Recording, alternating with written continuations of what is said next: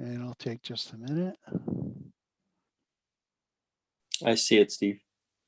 Okay.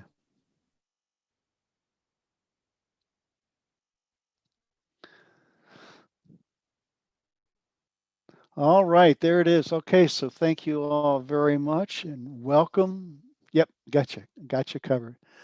I'm going to go ahead and close my browser so we don't have any kind of feedback. So thank you all. Welcome to the August or October version of Agile Beer. And I want to introduce Jorge Castro. Him and I have spoken a couple times, and he's going to be our guest speaker for today. I'm really excited to hear about how he uses DevOps and gamification. So Jorge, if you could take a couple of minutes and tell us, who are you and what's going on in your life, and we'll get into the presentation. Okay. Hi, guys. My name is Jorge Castro. I'm from Lima, Peru. I work as an Agile coach, DevOps program manager, and test manager.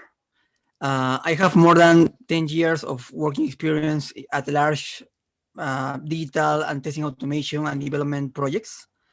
I worked for companies like Verizon, like TCS, and HP.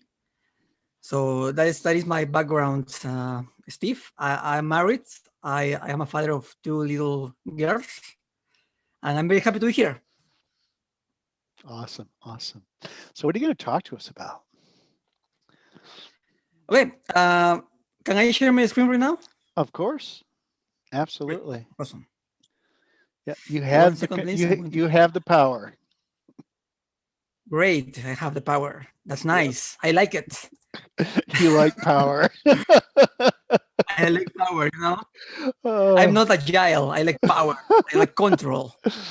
Oh, as we would say, okay, integral agile, you're on the amber route.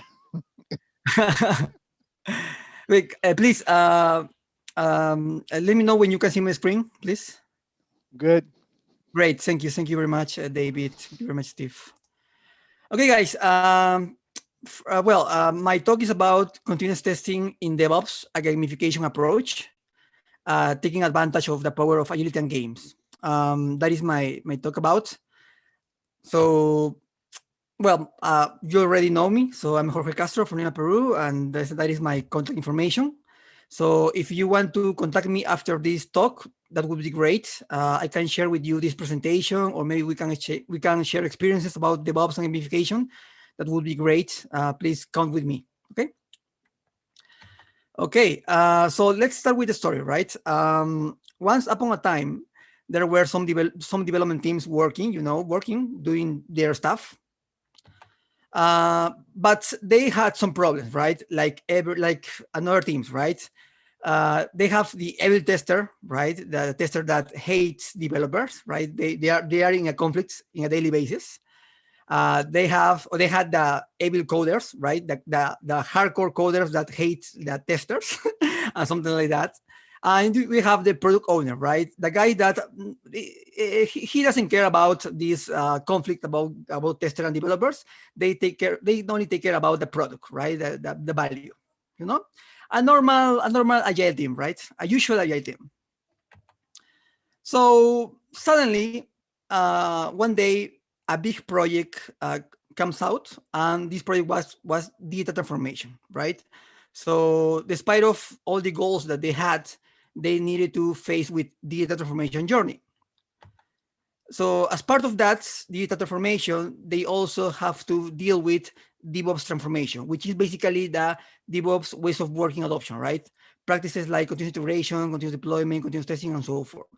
So it was, as you know, it is a real deal. It's a big challenge for whatever team that we know, right? The data transformation, the DevOps ways of working adoption. So our situation, right? Because we weren't the perfect team. We had problems, a lot of problems, like these problems. For example, we had a lot of manual deployments, which represent a lot of issues in deployments. We have a lot of downtimes in our production environments, unfortunately. Our testing was terrible. We didn't have any automated test at that moment when this data transformation arrived. Manual testing was everywhere. basically all the testing stuff was manually. So as you can see, it was a very, very difficult environment to try to get or try to adapt new ways of working like DevOps, right? It was a challenge. So as other teams, we started with the basic, which is basically, okay, if we want to get these new ways of working like DevOps, we need to start with the pipeline, right? This is the basic thing, right? With the pipeline, and we need to put some test on the pipeline to run it, right? I think that is the first approach that you can do if you want to apply DevOps. So first, we decided that in our pipeline, we defined our testing strategy. So we defined 4 levels for testing automation in the pipeline. The first one was unit testing. Second, integration testing, services and so forth. Number 3, UI functional testing and MVP suite. And we set MVP because we had a lot of manual test cases. So we prioritize some tests and we only automate some part of them, right? The most important ones, right? And the final level, the level 4, was regression testing, right? So we identify what were the main important tests for our products, and we automate them to run it in the pipeline. So that was our testing strategy at the beginning of this first approach, of this first new ways of working adoption. But it didn't work because we had terrible numbers, right? We had 80% of each, after each round, 80% of our UI and regression tests failed. And it was terrible, right? Imagine that, right? If you have 100% and 80% of the tests are failing. So it's something bad for your product and for your team, right? So we think about it, and we defined that we need to know what is happening there, right? What is happening with our tests, with our automation, with our pipeline. So we take the data, right? We took the data, we analyzed the data, and basically we got this, right? The main problems were caused by, first, changes in UI, second, bad coding, creepy code, right? Which is something normal, exception and error handling. Number 4, timeouts everywhere. Our infrastructure was not so good, so it happens. And data, right? We have not enough data to manage all our tests. Okay, so to try to sort this out, right, to try to fix this problem, which was a huge problem for us. Imagine that, right? Imagine that you are working in your Scrum and your iteration, right, with your Scrum goal. And besides that, you need to work in DevOps and digital transformation, right? Imagine that. This is quite difficult situation, right, for us. So we tried a first experiment. Basically, what we did is, first, we getting support from using DevOps Cup visibility.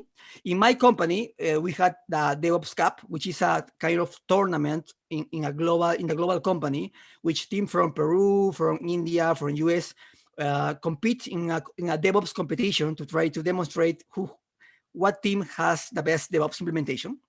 The second one, the whole team mindset, right? We try to remove these silos between tester and developers and try to move in only one direction.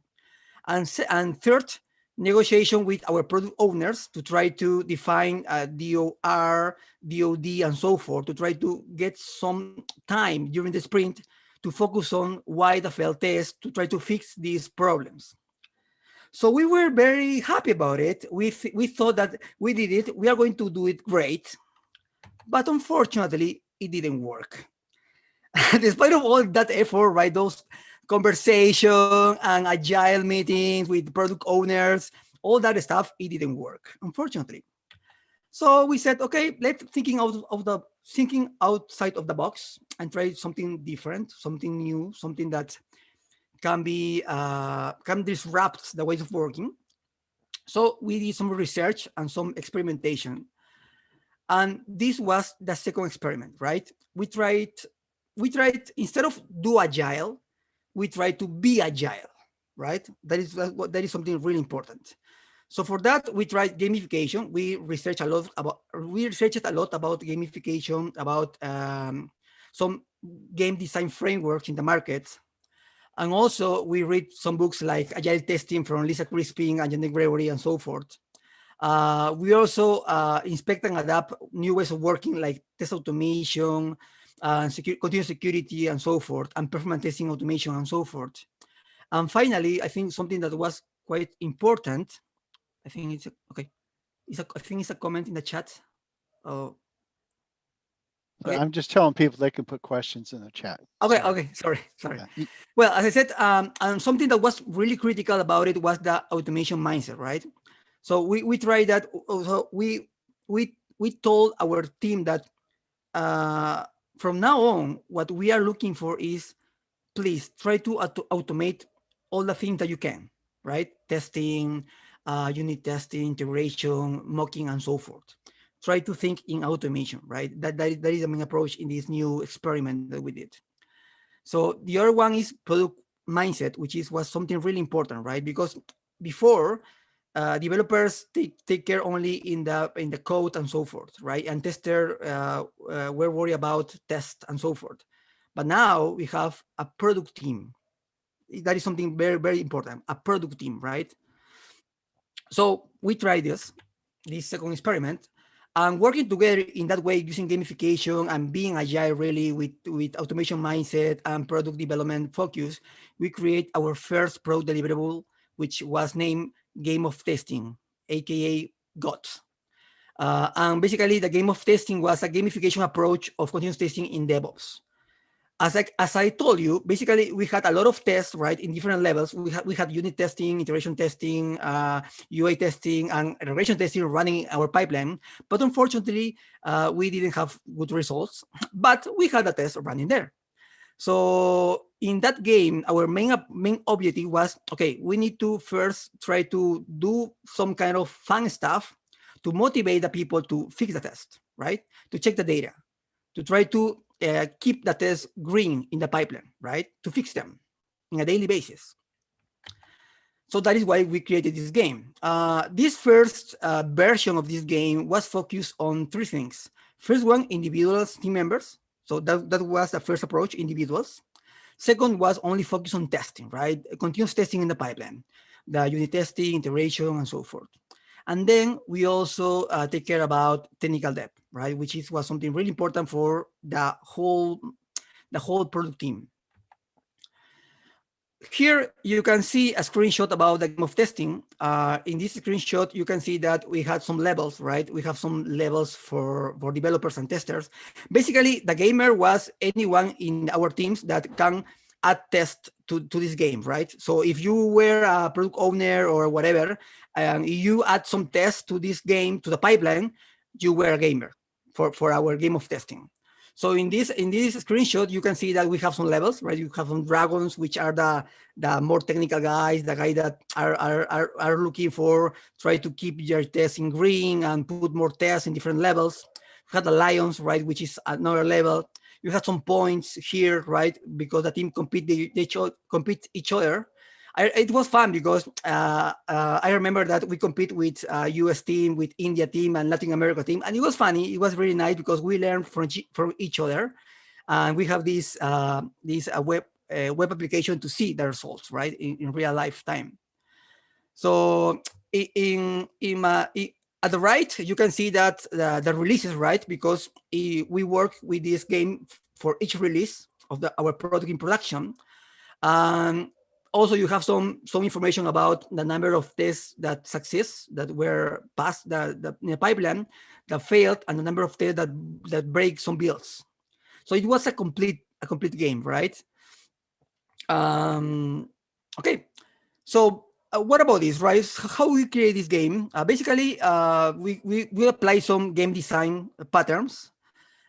We defined some maturity levels, right? So when you start the game, you were a beginner, and then you can get to master. A master is someone that has a lot of tests running in the pipeline, keeping green, and so forth.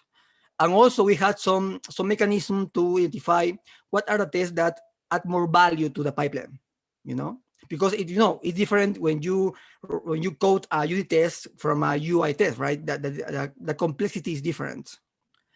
So second, visibility. We make the game visible for everybody in the company. So we publish the game in in a site, in an internal site in the company, so everybody can see the game, see the content of the game, the results in any time, right? That was something great because I remember that the upper managers, the CEO, and the vice presidents can see the results of the game, right? That was something really good because that motivates us, right? The team. Weights as well. We identify some weights, right? Some because as I said, unit test is different from integration and from UI. So recognition, yes. Time to time, we had a time with the vice presidents to check the results of the game, and you get some some recognition about your results, right? If you were a dragon, something like that with your team, you were doing great, so you get some recognition about it. And something great that due to this was code and published on web applications. The game involves guys from Latin America, from India, from US, and that was something great. Okay, the rules, as any game design, we have some rules for this game. Basically, the gamers, whatever in the team, whoever in the team can be a gamer. Second, the point system, we identify the rules of the point system, how you can get some points in terms of your tests, in terms if you break some builds, how many tests you put in the pipeline, and so forth. The main rule, the main mindset was keep your tests green and running. That was the main idea, right? Keep your tests green and running. No? And finally, the code flow targets, right? Deployment normative. Basically, we have some rules for a deployment, the flow of deployment. So we need to follow the rules to try to avoid to have a bad quality of our products, right? Okay, we worked with this game. We noticed that it was great. We got some results about it. More and more teams were working with us. That was something great. We started with only a few teams. I think, as far as I remember, we started with only 20 teams in this game. But after a while, we got more than 30 teams. And then I think more than 50 teams working in the game. That was something great. So that is why we decided to have a second version of the game, right? And we named it the League. Yeah, for this game, the League, basically, the League was focused on now squad and trips, team of teams. Second, in testing as well, but now we focus on DevOps metrics like flow, time to market, and so forth. And also, we focus on the technical depth, yes, but also technical gain, which is something really important, right? Technical depth and technical gain. Here you can see some information, some radiators about the game. You can see now the pictures of the guys, right, working in the game, so they can recognize themselves. They can get recognized from the managers and so forth. We keep the levels, right, the dragons, the lions levels, but this time not for individuals, also for teams, right? So you have a product team which is a dragon, right? So those guys are doing very good in the testing automation in the pipeline. And also in the first image, we have some reports about the test running during a while, right? How they pass or they fail, how many builds they break, and so forth. Now we have some more numbers, right? As I said, this second version of the game of testing, the League, was focused on metrics, DevOps metrics, technical depth, technical gain. So as you can see here, we have some information about the main players with some data about their performance in the game. So you can see, for example, you can filter this data in terms of what are the releases that you want to see, what are the teams that you want to see, and so forth. So we have some kind of search functionality for that. So for example, if you were a manager from India, right, and you know that your teams are working on that, you can go to this dashboard and filter the information that you want to see, right, and compare as well. It was funny because at the end, I remember that we had some kind of regression, retrospective meetings with all the gamers. And it was funny because we exchanged experiences about how do you do it and something like that. It was very great, learning from people from India, from US, it was great. Okay, here you have another screenshot about the metrics of a product team, right? A squad. So you can see some metrics about what is the performance of their test as a whole during some time. Now more metrics, more information about, as you can see in this second version, for us, the numbers was pretty good, right? Was the main focus. The technical depth, technical gain, and some DevOps metrics and metrics for our continuous testing and automated tests in the pipeline. Now, also you can see all the pictures of the guys, right, that are doing great results, some resume about, some summary about the final results and so forth. Okay, and now in this view, you can see the view of all the teams, right? In the other view was individual collaborators, but now you have the view of all the teams. In this picture, you can see teams from Peru, from Latin America, from India, and so forth. So you can see a kind of summary about how they were doing during the game in a period of time. So at the end, as a result of that, as a result of this work, we got these numbers, which is, I think that there were something really good numbers. For example, we have more than 5,000 build per day, for example. It was a huge number. We have more than 3,000 functional tests automated running in the pipeline after the game, which is a huge number. We have more than 1,700 UAT tests running on the pipeline. As part of the license security, we also have some security tests running in the pipeline as well, right? So, and we only got this at the first version of the league with 11 squads, right? But then we were adding more squads, and those numbers were improving at that time. Okay, some numbers about the results, right? Something good. At the beginning of the game, we spent more or less 2 weeks on the regression phase, right? 2 weeks on the regression phase before production.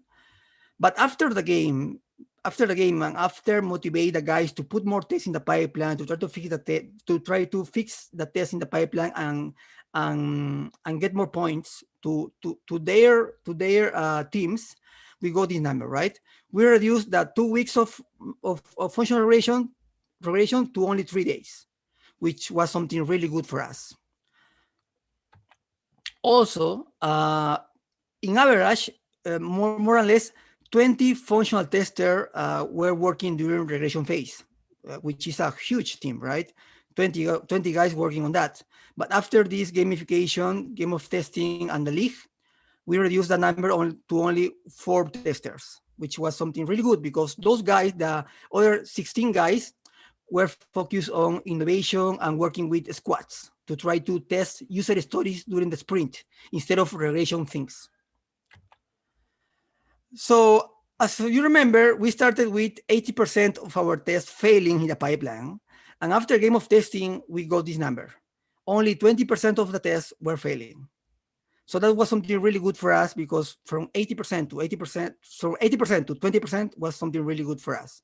So we noticed that the main work that we did here was motivating the guys working with the test automation developers, testers, and so forth to put them in the pipeline, to fix them, to keep them green in the pipeline. So that is why we got this number, this final number.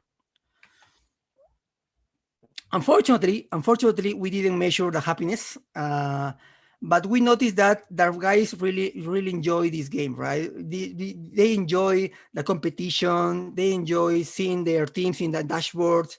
They enjoy being a lion and then a dragon and something like that. And it was for the tester and developers. So I think in some way we improve our work environment, you know? So my message, besides the game, guys, I want to share with you that I want to recommend you to use gamification in whatever project or whatever initiative that you want to work.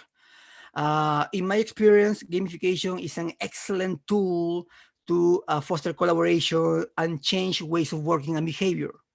So I strongly recommend you to use gamification. If, for example, if you want to work in a kind of agile transformation, or DevOps transformation, or cloud transformation, or so forth, gamification can help you to move faster, maybe in sometimes, and really change the behaviors of your teams It's something really useful.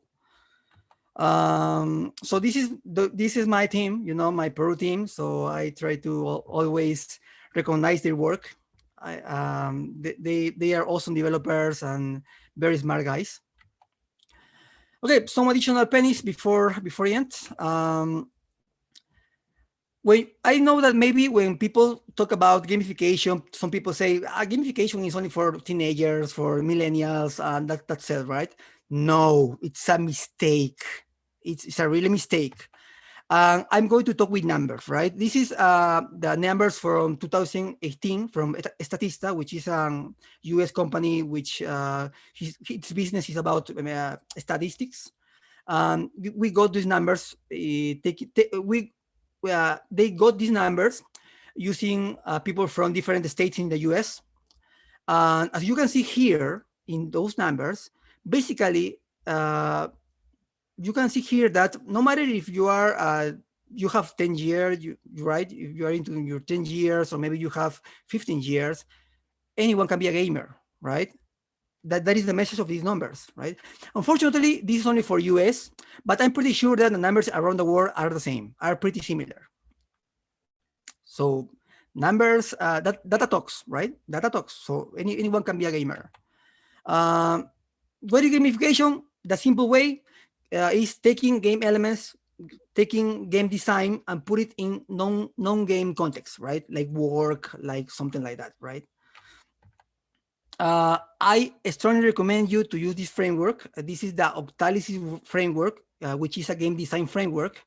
It was created by Yukai Cho, which is a game guru in the market. And he has a really nice book, which is Octalysis, which is actionable gamification. And in that book, he shared this framework with detailed information about how you can apply it. We use this framework to create a game of testing. So finally, right, when a good gamification not start with points and something like that, it start with core drivers. And basically the core drivers are the human elements, right? Motivation, socialization, winning feeling, and so forth, right? The core drivers are the human part of gamification, and that is the most important part. Please remember that. Okay, this is the book, Gamification. So I want to share with you the book. This is the book that I recommend you to buy it, read it if you like. This book is quite awesome. I admire Gary Gruber. That guy is very smart. And in this book, he shares his experience about how they apply DevOps at scale in HP. I recommend you this book. Agile testing book, Lisa Crispin and Janet Gregory. I think this is the Bible of testers. So you need to read this book. This book is awesome. How Google test software. I think what James Whittaker for me was a kind of very smart guide at that time. So I recommend you to read this book as well. Well, this is a quote from him, James Whittaker. And finally, I think in my experience, the guys that were in chairs to move gamification, right, to try to present this new idea, new concept, was the leaders, right? So if you're a leader, I think it's in your hand to try to use gamification and try to support your team and make it great, right? So this is a quote from Bill Campbell, the coach from Silicon Valley.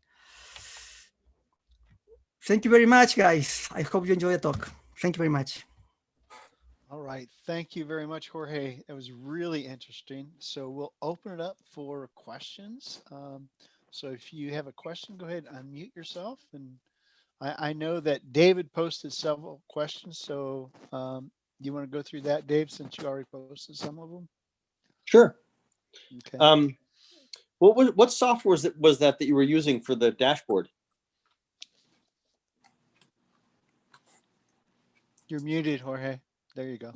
Yeah. Well, basically we use .NET technologies for creating a web application. Basically, we read the data from databases, SQL, and also from the Jenkins information. I think that's all, right? Some .NET technology for the web browser, Okay, for the you web built your application. own.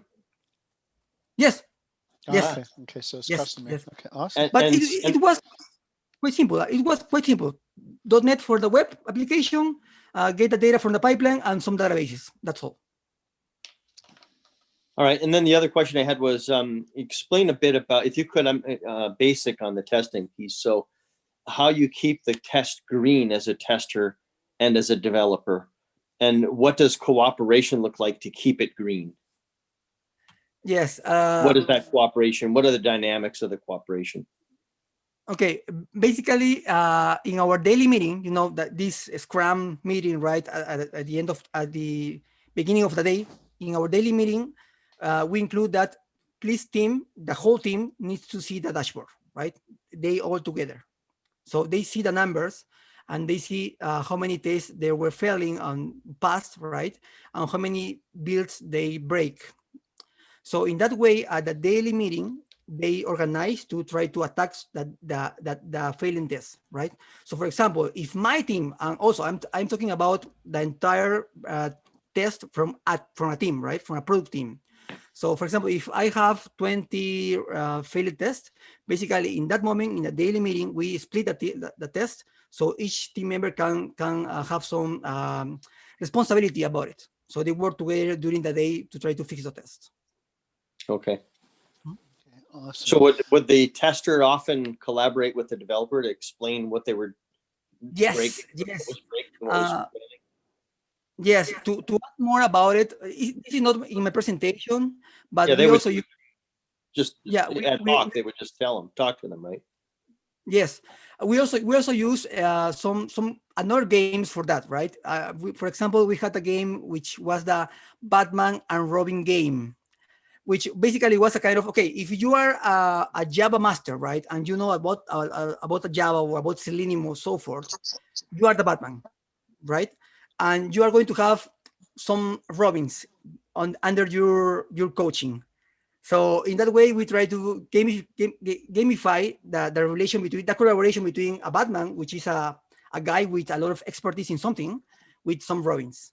So Okay. so we use some kind of interaction as like that. Thank you. Great. And Morris had a question. It's in the chat session. Were the transition from silos to squads fast, and what made them work No, as a team? no. Actually, that is why I put a slide about we failed, because when we work with our agile coaches at my company, for example, by the way, this case is about my experience at a large, and I think one of the large telecommunication company on the world.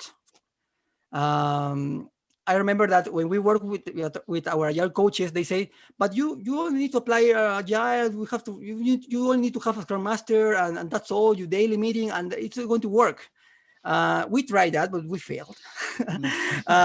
So I think it's about trust, right? So Mhm. I think the key success there, or the key point was that we moved from a kind of um, a kind of a project focus, you know, to a Mhm. product focus, right? Mhm. I think that was key, right? Because in the project thing, I am a tester, I have my plan, I have my test Mhm. cases to run, and that's it. But when you Mhm. work for a product thing, it changes the Right. silos, it breaks Okay. the Oh, silos. that's awesome. So the question I have is, has any one of your teams used test-driven development before, or acceptance test-driven development? No, it was something new for us. We learned about it along the way. Okay. Okay. Because that would have helped your rate of Yeah. defects. Um, Yes, but actually, this game was coded by 2013, more or mhm. less. So at that time in Peru, we know about TDD and so forth, but it Mhm. was not common for development teams at that Yeah. time. But Really? now Oh, it's something regular. good. Good. Yeah. I mean, TDD is, well, extreme programming overall has been around forever since Yeah. 2000. Yeah. Early 2000. Awesome. And I really love gamifications. I use When I was doing face-to-face stuff, I used Legos to teach continuous integration, continuous delivery, and virtually I use Minecraft to do the same thing, teach teams and have teams experience continuous integration, continuous deployment, continuous delivery. And it's all virtual, it's all game-based. If you know Minecraft, it's awesome. Same thing with Legos. So I'm really into learning more games, and this was awesome. So does anybody else have any other questions for Jorge? Actually, I'm gonna make an intervention for the first time in this group, Hey, but Rocio. I'm happy to see you guys. I don't think project focus is like I have my role and I just stick to my role instead of product focus. I mean, it depends about the leadership and about the commitment and about the company culture and about the partnership and about the collaboration and about too many values as a team. So just that is like my point of view. Awesome. I agree with that.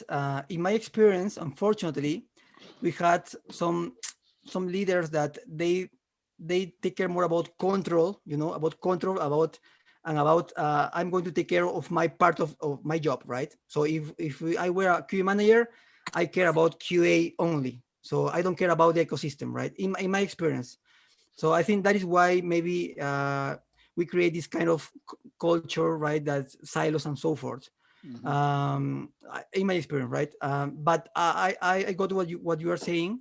I also had some really nice experience working with some traditional teams, right? Very organized guys and focusing in some very focus on value. I think so. Yeah, it depends of the context. I think. Mhm. Okay. Anyone else have any questions or comments? What was that? Maurice?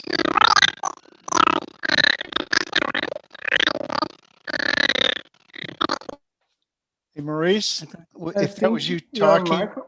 your microphone is messed. Yeah. Hang on. Try to write, Morris.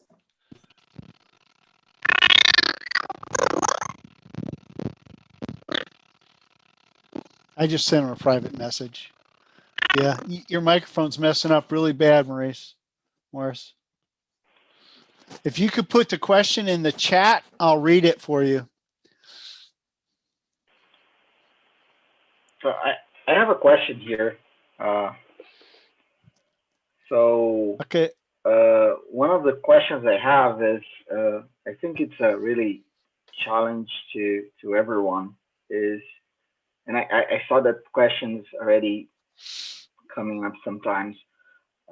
It's really, so you have your backlog, or the things you have to deliver, and when you put automation and you put all this stuff, even learning new things are difficult to put in the backlog or prioritize them against the rest of the things you need to do, right? So how it was this specifically related to the gamification. So now you have the pressure of the game, and then you have the pressure of the delivers you need to do. So how you manage this? How it was in this space for you guys? Thank you for the question. Well, first, what we tried to do is we didn't. We wanted to put more work, right? So that is why, for example, in our case, the game design was done by another team, right? Another team, the architecture team. First point. So basically, the rest of the guys, the developers, testers, were gamers. That's it. As you notice, basically the work, right, which was the automated test in different levels, unit testing, integration, they were part of their daily work, because as part of the definition of done, we decided that for each user story, we need to create unit tests, integration tests, and we have to create regression tests for our regression suite. So so we make it fun for them instead of only create tests and so forth, and that's it. We try to make it fun for them. And the other thing, which was something really important, because we face a very difficult product owners, very difficult. We try to engage upper managers, vice presidents and so forth. So we present this idea to the upper managers at my company. So they like the idea and they share this message with the company. So we got really great support from them.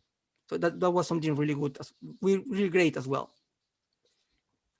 Okay.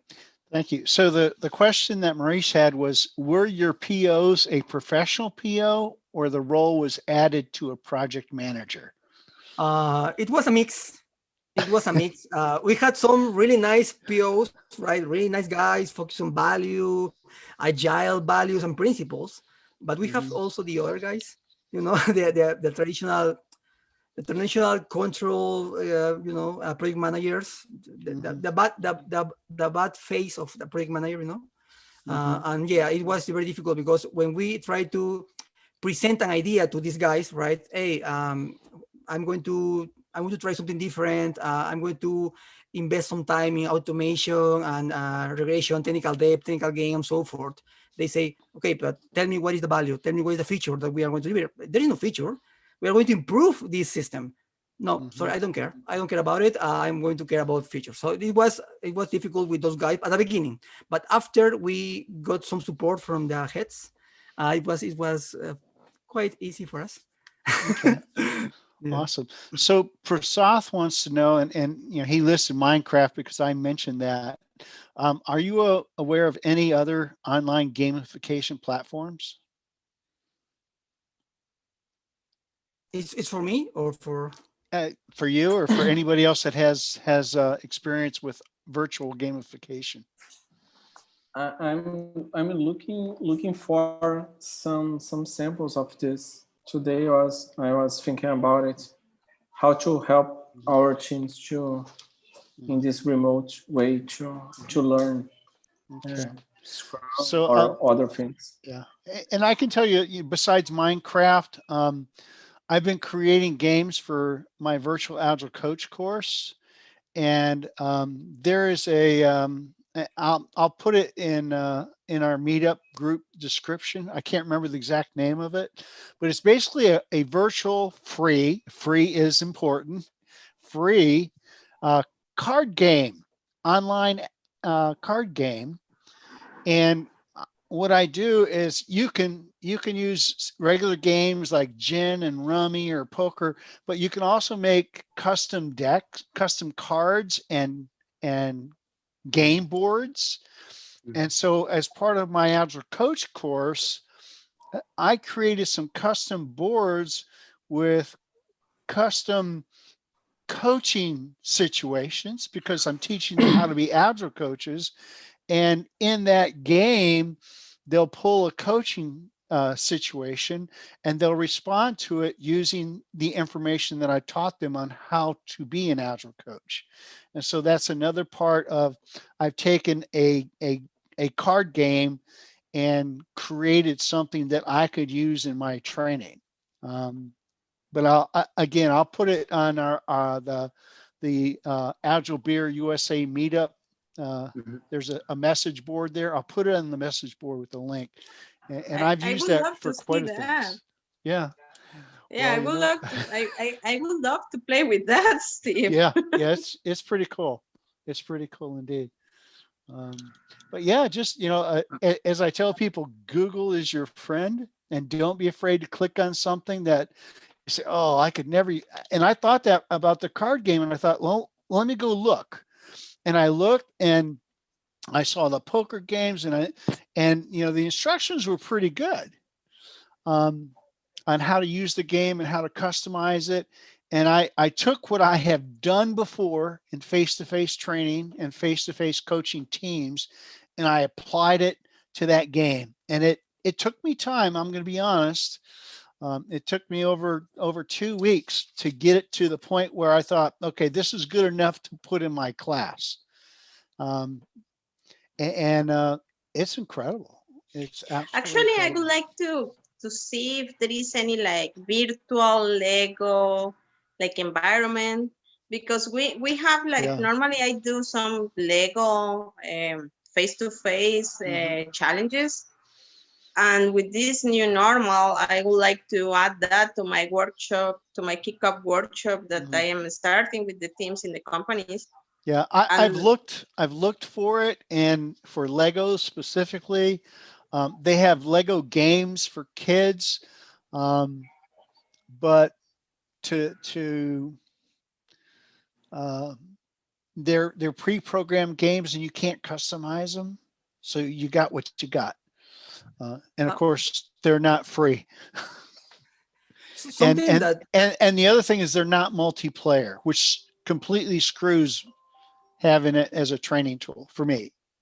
Yeah, because we need to, well, pretty much in my dynamics, I try people to communicate and collaborate. So I need something that is really challenging to build together. So they must have to communicate. Okay, awesome. So we're gonna thank you everybody for YouTube that are watching on YouTube. We're gonna go ahead and stop the